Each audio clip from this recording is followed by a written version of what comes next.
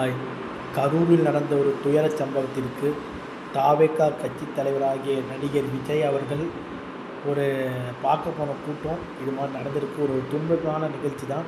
அதுக்கு நான் வருத்தத்தை தெரிவிக்கிறேன். ஜனங்களே, இது போன்ற காரியத்தை இனிமேல் போகாதீங்க.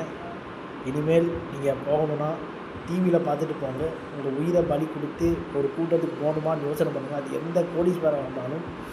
ஸோ கூட்டத்தை இது பண்ணுறதுக்கு ஹாலிவுட் நடிகர்கள்லாம் கூட்டம் போடுவாங்க. ஆனால் கூட்டத்துக்கு வந்து பார்க்குறவங்க டிவிலையும் பார்ப்பாங்க, அங்கேயும் இருப்பாங்க. ஏன்னா ஒரு ப்ராப்பரான ஒரு இது இருப்பாங்க. அவங்க சினிமா பார்ப்பாங்க, ஆனால் சினிமா மேடு கிடையாது. ஸோ நம்ம சினிமா மேடாக இருக்காதுங்க. ஸோ எல்லோரும் இது மாதிரியான காரியங்கள் ஈடுபட 40 வீடுகளை வந்து போயிருக்கு.